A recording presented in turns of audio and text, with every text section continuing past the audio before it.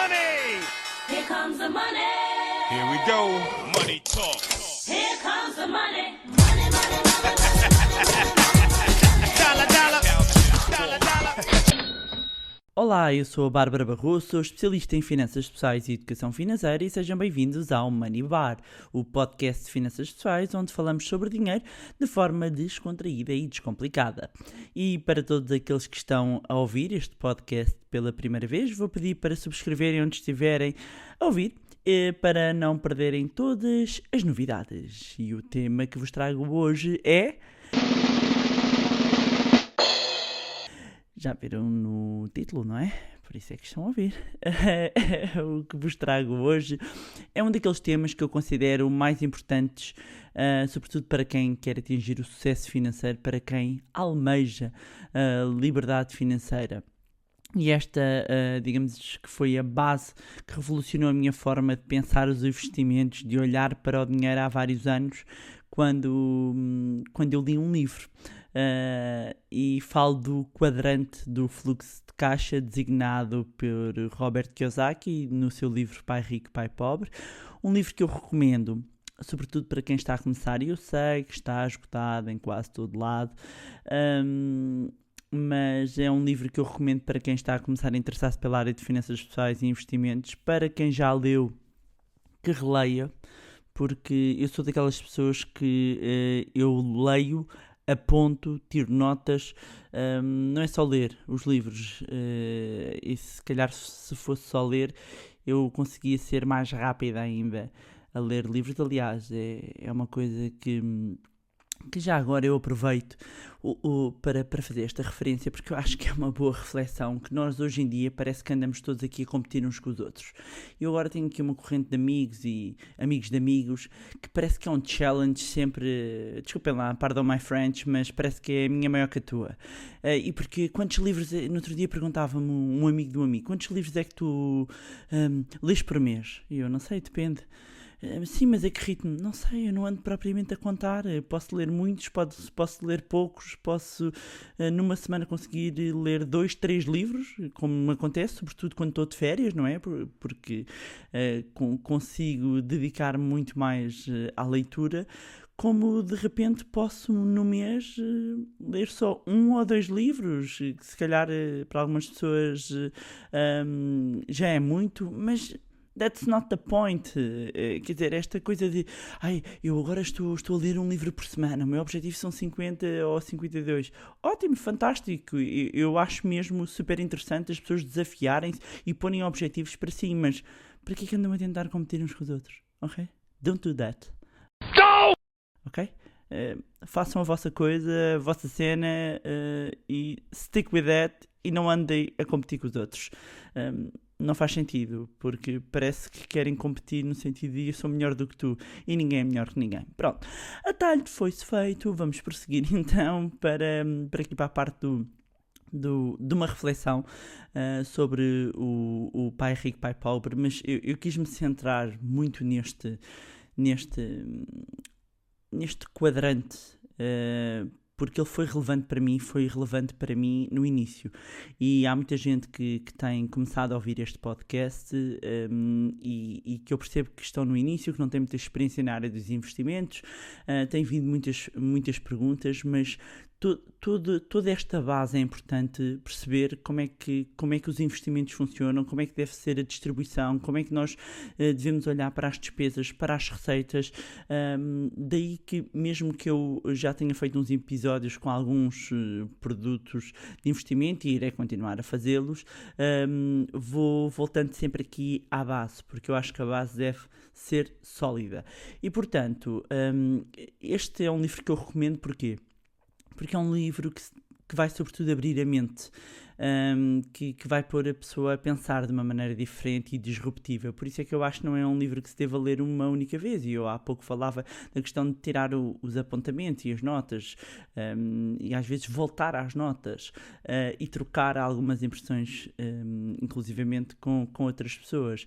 Há muitas críticas também a este livro e ao próprio Robert Kiyosaki, nomeadamente que aborda alguns pontos de forma ligeira, outros até que são questionáveis até a determinada altura. altura o próprio património do Kiyosaki foi posto em causa, mas, voltando, eu acho que se há coisa que eu aprendi e que tenho retirado para a minha vida é filtrar o que interessa, ou seja, retirar o ensinamento e o resto não vale a pena mandar fora. E eu já tive em várias conferências, todos nós já tivemos em vários momentos na nossa vida em que se calhar experimento, retira-se ali os 20% e às vezes já há quem acha, mas não vale a pena. Não pode valer a pena, podem ser, eu já tive em ocasiões em que tive conferências ou tive em momentos em que aprendi coisas que só por um ensinamento já valeu toda a jornada. E por exemplo, só dando aqui um exemplo, eu quero entrar já aqui no ponto, mas quando eu estive a estudar, nomeadamente Financial Planning, e quando eu estive nos Estados Unidos, como devem imaginar, a estudar a componente fiscal de 50 estados norte-americanos, momento para suspiro, a sério. Ainda há neurónios perdidos entre o Alabama e o Nebraska, alguns. Claro que depois, estando em Portugal, essa informação não é relevante, mas houve imensas coisas que foram importantes nesse meu processo. Mas adiante, no livro eu considero que há pontos que são importantes e que servem até como de ponto de partida para novos patamares, e um deles é o quadrante de rendimentos, que já vou-te explicar de seguida do que se trata. Mas este diagrama acaba por surgir como uma forma de ilustrar a tão famosa corrida de ratos.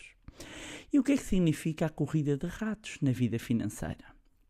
De uma forma bastante resumida, este conceito explica aquilo que grande parte das pessoas faz, que é, começa por receber os seus primeiros salários, compra uma casa, compra um carro, começa a contrair dívidas, depois é aumentado, compra uma casa maior, um carro ainda maior e assim sucessivamente. Por isso, acabam sempre por ganhando mais e gastando mais, chegando ao final das vidas com pouco dinheiro poupado ou colocado de parte. Aliás, uma questão que eu muitas vezes coloco a algumas pessoas é: lembre-se quanto é que você ganhava, se calhar há 15 anos atrás. Não é curioso que há 15 anos atrás o dinheiro que ganhava era mesmo aquele dinheiro suficiente que precisava para viver? Até podia não dar para poupar, mas aquele era o dinheiro que precisava para o seu padrão. E agora, se 15 anos depois está a ganhar mais, já viu que é esse mesmo dinheiro que precisa? E acredito que se calhar o aumento da inflação não foi na proporção do aumento do seu rendimento, não é? Se calhar ao longo deste tempo tivemos um aumento da inflação, não sei, não fui buscar a fazer as contas, mas foi residual comparativamente, ou se calhar está a ganhar o dobro, ou 30% ou 40% mais. É uma questão de cada um fazer a sua avaliação. Mas isto para dizer que tendemos vamos ganhando mais e vamos gastando também mais, não é?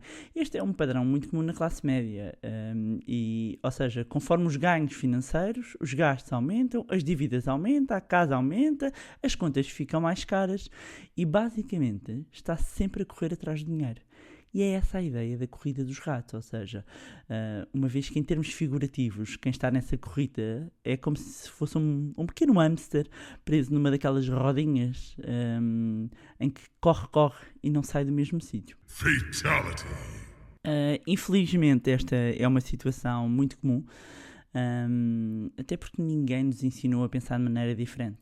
Ainda não havia podcasts estupendos como este do Money Bar, não é verdade? Aliás, pelo contrário, todos acabamos por seguir o mesmo caminho, porque é assim que nos ensinam na escola. E eu não vou dedicar o podcast à parte do ensino e de educação. E como bem sabem, quem me conhece há mais tempo, a educação, e nomeadamente a educação financeira nas escolas, é uma bandeira pela qual eu luto, pelo menos, há uns 15 anos. Portanto, e bem sei que no âmbito da flexibilidade curricular já começam a existir aqui umas pequenas luzes, mas ainda há um longo caminho a fazer. Aliás, o facto de nunca ninguém nos ter ensinado, o facto de nós termos aqui este mindset programado quase para a corrida dos ratos, vai também muito ao encontro do que falei no outro episódio do podcast sobre a mente rica e a mente pobre. Quem não ouviu, recomendo que o faça. Aliás, o pior mesmo é que muitas pessoas, e preparem-se para esta frase, porque esta frase é forte, hein? O pior mesmo é que muitas pessoas gastam o dinheiro que não têm para comprar coisas que não precisam para impressionar pessoas que não gostam. Doeu, não foi? Pois bem, já sabem que aqui às vezes há chicotada, meus amigos. Porque como dizem os brasileiros, há gente que só aprende na marra mesmo, né? Portanto, às vezes nós temos que levar assim umas chapadinhas destas para aprendermos. Ou pelo menos para despertarmos. E é por isso que eu trouxe também esta ferramenta. E vocês já estão a pensar, Bárbara, mas cadê o quadrante? Já vem. Este quadrante de rendimentos, que é como eu prefiro designar, chama-se assim porque se divide, expande-se em 4. Cá está, magnífico, não é? O quadrante divide-se em 4 áreas, digamos assim, e temos uma área que é designada pela letra E, que é do empregado, uma que eu designo como TI, de trabalhador independente, para os brasileiros é designado com o A, de autónomo, o D de dono de empresa, ok? E o I de investidor. E se isto fosse assim um quadrado, ok? Nós dividíamos ao meio um eixo vertical, um eixo horizontal. Do lado esquerdo ficava em cima o empregado, em baixo o trabalhador independente. Do lado direito, em cima o dono da empresa, em baixo o investidor. Então, o E de empregado. No fundo, a grande maioria da população mundial acaba por se inserir aqui, não é? A nossa sociedade está programada para ensinar e propagar, digamos assim, as regras deste quadrante. Aqui as pessoas valorizam sobretudo a segurança, que conseguem através do quê? Do seu salário mensal, que cai na sua conta, dos benefícios que estão associados, basicamente ao seu emprego fixo, e aqui tem-se a ideia de que é muito seguro e por oposição as pessoas preferem este lado muitas vezes porque acreditam que ser dono de uma empresa ou investir é muito difícil, é muito complicado, é demasiadamente arriscado. E a realidade é que este quadrante pode ser até mais perigoso de todos porque a pessoa trabalha na vida duro, não é? E constrói o património para os outros e correndo o risco de um momento para o outro de ser despedido, a empresa fechar, mesmo que seja o melhor empregado do mundo. Ok, esta é a designação assim que o Kiyosaki acaba por fazer desta área, deste quadrante. E portanto, o conceito é, trata-se, o empregado é alguém que troca tempo por dinheiro, neste caso pelo salário. Uma das vantagens deste quadrante é a maior previsibilidade do fluxo de caixa, não é? Uma vez que há um salário, um ordenado fixo, consegue prever, tem essa contabilização sistemática de quanto é que prevê que receba. Há a ideia de segurança, que a segurança, entre aspas, maior do que os outros quadrantes, no sentido da percepção que a própria pessoa que está neste quadrante tem. Depois, a desvantagem acabam por ser a receita e a liberdade limitadas e o próprio crescimento patrimonial limitado. Eu já falei disso num episódio, mas é um tema que eu irei voltar, esta questão muito associada à limitação do rendimento quando trocamos tempo por dinheiro. Depois, aqui, soluções para como é que nós podemos, digamos, prosperar neste quadrante. Portanto, trabalhador por conta de outra. Já fui durante muitos anos. Uma forma de prosperar neste quadrante é, digamos, ir subindo aqui na escada corporativa da empresa, não é? Tornar-se um funcionário, um trabalhador-chave importante. Tentar vencer essa limitação da receita, porque não é porque nós somos trabalhadores por conta de outra que tem que haver uma limitação de receita. E como é que podemos fazer isso? Através de conseguir que o pagamento também seja em função de resultados, que nós participemos em parte nos resultados da empresa e vencendo também a limitação da liberdade, ok? Quando nós nos tornamos trabalhadores-chaves, podemos de alguma forma também ganhar aqui uma própria responsabilidade e flexibilidade na empresa. Depois, ainda do lado esquerdo, mas mais em baixo, temos o quadrante do trabalhador independente ou autónomo. As pessoas neste quadrante trocam o seu tempo por dinheiro também. vivem muito ocupadas, pois muitas vezes são especialistas em determinadas áreas e sabem muito sobre um determinado assunto, não é? São os freelancers, os trabalhadores e dependentes. Lá está, que ganham em função das horas, são diferentes dos outros porque muitas vezes não querem depender dos outros para fazer as coisas à sua própria maneira, não é? E então quando nós temos que resumir, digamos assim, o conceito, lá está, a pessoa trabalhadora independente troca também o tempo por dinheiro, e quando trabalha ganha, quando não trabalha não ganha. Vantagens: tem maior liberdade e autonomia, faz o seu próprio horário, trabalha o dia que quer, é o seu próprio chefe, ok?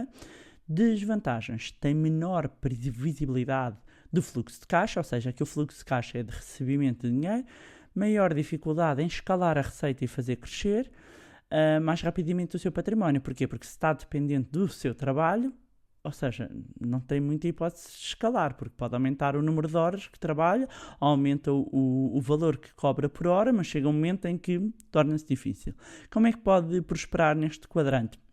Saber posicionar-se, fazendo aqui um bom marketing pessoal para aumentar o seu valor hora, sabendo vender, ok? Aumentando aqui o seu próprio valor intrínseco, e isto também está muito associado também ao facto de conseguir vender não só o seu serviço, mas vender-se também a si próprio enquanto profissional. Depois temos o quadrante D, de dono, e aqui é um dono do negócio, e estas pessoas são donas de sistemas. Ou seja, se por um lado o trabalhador independente está dependente de si, por outro, quem é dono de uma empresa tem pessoas que trabalham para si, que alimentam o seu negócio, ok? E este tipo de pessoas normalmente são muito bons a construir equipas e relacionamentos, e está inserido neste quadrante quando se chega ao ponto de dono de negócio, é alguém que se pode ausentar, tirar de férias e quando desejar, e a sua fonte de receita não vai parar, ok? Portanto, eu tenho outras pessoas a trabalharem para mim. Se tivéssemos a resumir aqui o conceito, digamos que ao ter uma empresa, alguém tem uma estrutura mais complexa com outros funcionários, portanto, não funciona sozinho, tem um sistema, tem um negócio, e a vantagem aqui acaba por ser parecida, neste caso com o trabalhador independente, uma vez que tem maior liberdade, autonomia, faz o seu próprio horário, trabalha em qualquer dia, porque é o seu próprio chefe? Não, você é o chefe, é o dono, ok? A desvantagem pode ter aqui uma menor previsibilidade do fluxo de caixa. Porquê? Porque está muito dependente da flexibilidade aqui do negócio, da possibilidade de se tirar um salário, se já tiver uma fase em que está definido o seu salário fixo, mas se está linkado também a bónus da empresa, também vai depender aqui o seu fluxo de caixa da parte do negócio. E depois tem aqui um outro ponto, não é? Que é terem pessoas dependentes de si, da sua liderança, e é um maior risco quando se compara às outras opções. Então, como é que pode prosperar neste quadrante? Com um bom modelo de negócios, com bons processos de trabalho e desenvolvimento, tornando-se um bom líder, selecionando bem as pessoas que trabalham para si. Por fim, temos o quarto quadrante, não é? O I de investidor. E aqui é, digamos, onde estão as pessoas que possuem a grande inteligência financeira, conseguem fazer o seu próprio dinheiro trabalhar para elas, e basicamente as pessoas que caminham para a liberdade financeira, é aqui que pretendem e querem estar. E então, agora a questão que eu vos coloco é: em que quadrante é que vocês estão? Empregado? Trabalhador independente? Dono de empresa? Ou investidor? E um ponto é que pode estar em mais do que um quadrante ao mesmo tempo. Por isso, isto acaba por variar de pessoa para pessoa, mas se vocês imaginarem um quadrante, como eu vos tinha dito, do lado esquerdo vão ter as pessoas que valorizam a segurança, não é? E não se importam em ter o direito de decidir o que fazer com o tempo da sua vida. Do lado direito são as pessoas que dão mais valor à liberdade e que têm a opção de decidir o que irão fazer com o seu tempo. E há pessoas com todos os tipos de perfis. Agora resta saber em que quadrante é que quer estar. E atenção, e agora fazer aqui um ponto, porque às vezes existe esta ideia, parece que estamos todos a empurrar, agora também uma corrente, parece que estamos todos a empurrar para o empreendedorismo. Não, já disse isto mais do que uma vez, nós não temos todos de ser empreendedores, mas todos podemos empreender. That's right. Todos podemos empreender, inclusivamente nas nossas organizações. Como aqui acabei de dizer, não precisamos estar só num quadrante, mas realmente queremos escalar, se queremos atingir a liberdade financeira, é no quadrante do investidor que temos de estar.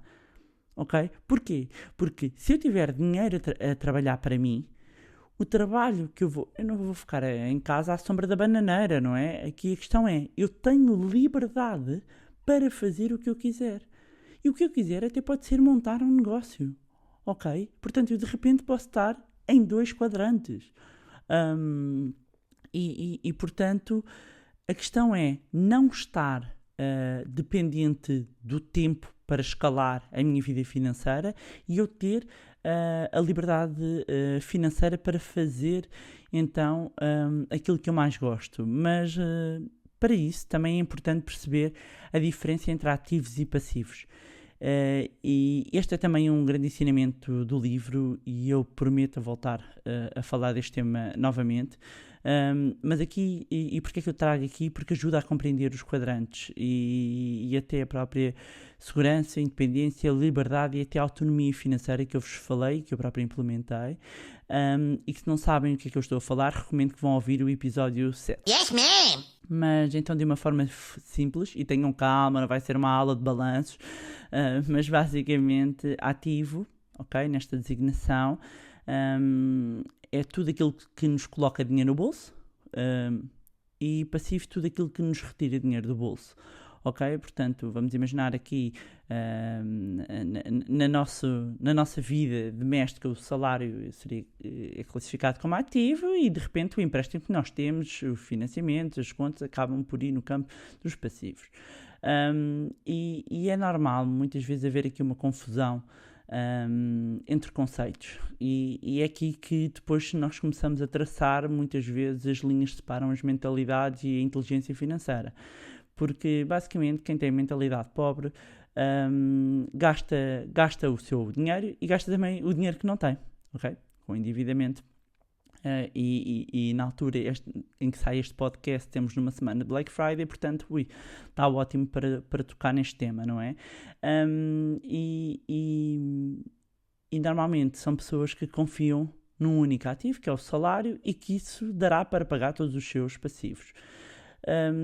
Enquanto que uma pessoa de mentalidade rica diversifica os seus ativos, aumenta as suas fontes de rendimento e depois somente gasta nos passivos. Aliás, um dos padrões quando se fala com pessoas com grande sucesso financeiro, das mais diversas áreas, dos mais diversos ramos, normalmente contabilizam-se entre 5 a 7 fontes de receita, ou neste caso de ativos que geram rendimentos, mas eu volto a dizer, eu dedicarei um episódio só a renda passiva. Portanto, compram ativos que geram passivos. Confuso? Vou tentar explicar então de forma simples. Agora era aquela parte em que me dava jeito, o meu flip chart. E se quiserem, eu posso tentar fazer um vídeo mais curtinho para o YouTube ou para o IGTV. Ponham no hashtag, o que é que preferem? Hashtag YouTube ou hashtag IGTV, que é no Instagram TV. Ok? Porque isto é um tema que se calhar também ajudava com os desenhinhos. Então, uma pessoa comum tem a sua fonte de receita, vamos imaginar que é o salário, que entra no bolso e sai, entra na conta e sai para pagar despesas e também os passivos, as dívidas. E o salário vem aqui do seu esforço, ok? Do seu tempo, do seu trabalho. Ora, uma pessoa com inteligência financeira o que faz é investe o seu dinheiro e tem o seu portfólio em diversos ativos e esses ativos geram rendimentos, também, renda passiva ou rendimentos passivos.